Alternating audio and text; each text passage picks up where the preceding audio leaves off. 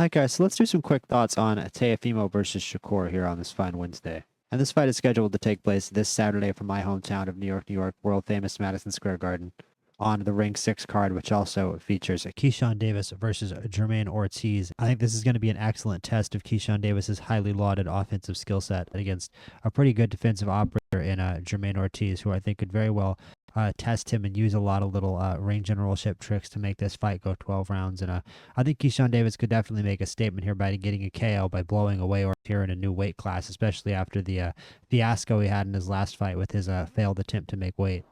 But it's a move up for Keyshawn, and let's see if the power stays. He's certainly flexed the power in all of his recent fights, and there's not really been anybody at a super high level recently for Jermaine Ortiz.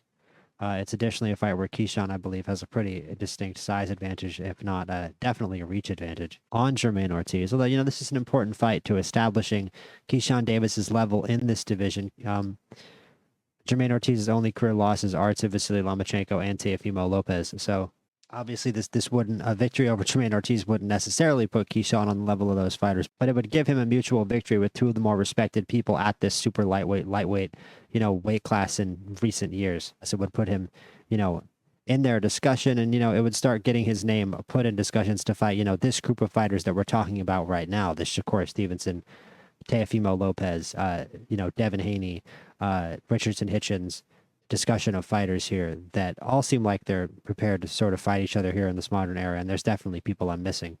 But the Teofimo Shakur fight has been a little underhyped and has been criticized for being, sort of undersold. And I think one of the reasons for that is, the fact that it is, Shakur Stevenson's hardest fight, but, Shakur Stevenson's reputation for being a bit of a defensive fighter, a neutralizing operator, being able to neutralize the fighter that he's standing across from, whatever their offensive skill set may be. He's just going to drain the energy from his opposition. And that's one of the interesting things about this fight to me, and why it's sad this fight isn't selling, is that I think Teofimo Lopez, there are parts of his game that I think can challenge Shakur Stevenson, but I think the real reason this fight isn't selling is based a little bit more in reality. And unfortunately, that's that this is it's kind of a bad style matchup for Teofimo Lopez. It's not the best style matchup for Teofimo. Teofimo's acclaimed win in his career, of course, is over Vasily Lomachenko. And the reason why that happened for Teofimo is because Vasily Lomachenko's style is actually predicated not necessarily on being a forward-moving fighter like we tend to think in boxing, like a Joe Frazier or a Rocky Marciano, but Vasily Lomachenko liked to stand in front of you just at angles. He would always sort of give you angles, shift off to the side, circle out, but he would still be close to the guy that he was fighting. That's why they would call him the Matrix. That's why his head movement was so interesting. That's why his punch angles were so varied and so interesting, because he was always actually standing at different angles than most fighters fight at when they're standing in front of their opposition. Unfortunately for Vasily Lomachenko, that gave a precision counterpuncher like Teofimo and basically an exact target to aim at. If you move your head at a different angle or at an unusual angle that he's not used to seeing, you're just giving Teofimo an exact target to aim at. And I think in addition to that fight being in the bubble, and also that fight having a little bit of a slower start in terms of action, all benefited Teofimo. And this matchup against Shakur Stevenson is so much the opposite. Not only in the fact that I think it will behoove Teofimo to initiate in this fight, which it didn't behoove him in the Lomachenko fight. It behooved him in that fight to download information and allow Vasily Lomachenko to move forward at him. And this fight, he's going to have to be the forward-moving fighter, because I'm sorry, Shakur Stevenson is not going to come forward at you. And the most important thing I can say about this fight is that Teofimo is a counterpuncher who wants to eventually establish aggressive, forward-moving, down-your-throat punching.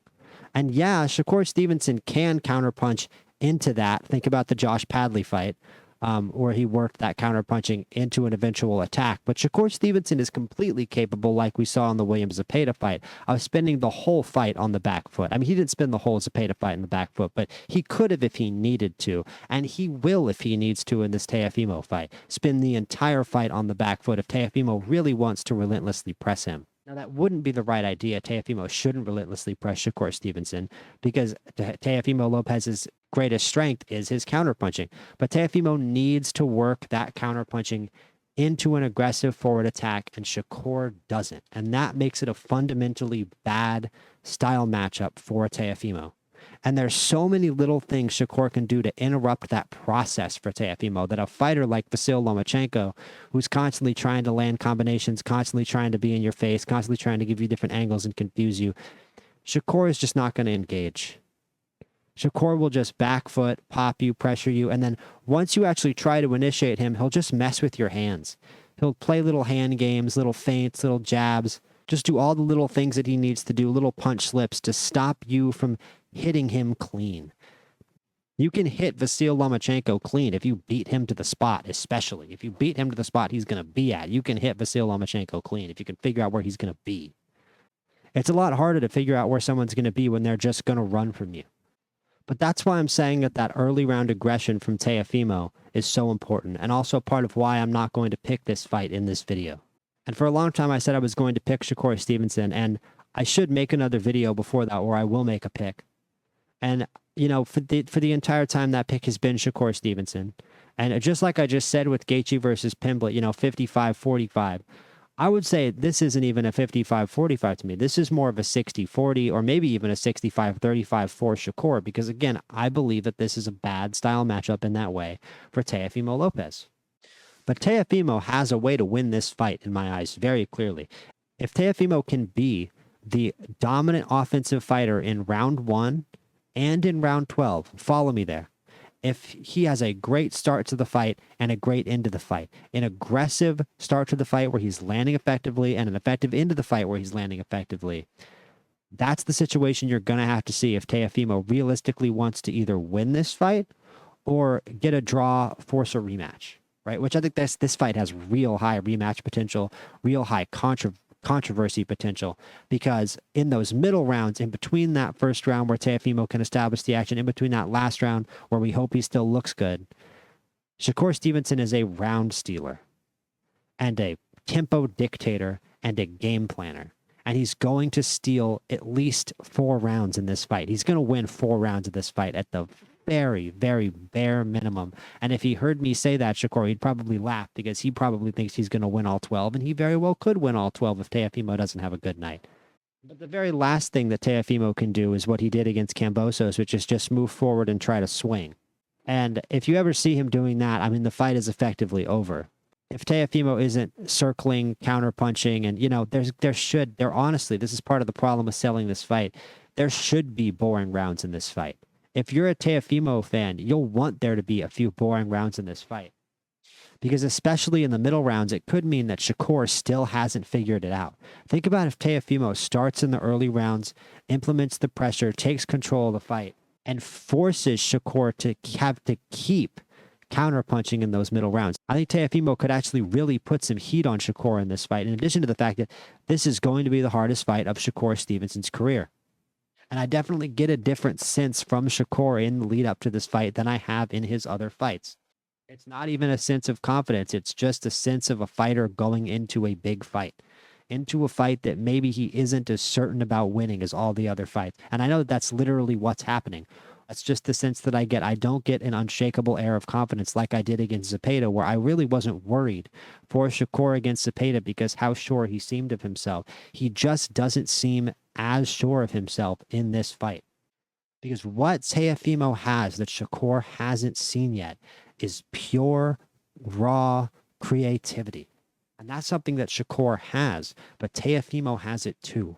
And it could make this fight wildly entertaining if they actually open up and trade consistently, which is definitely not a guarantee. There's so many different ways this fight could flow, and it makes it very, very difficult to predict.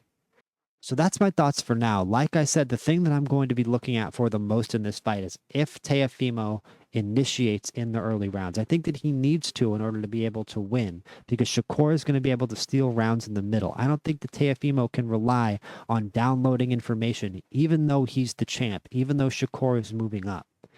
And I think a lot of that is up to his camp. Will Teofimo's camp have the attitude of, we're the champ, this guy's moving up, Teofimo, you're the champ, you're the power puncher, this guy's light patty cake hands coming up from lightweight.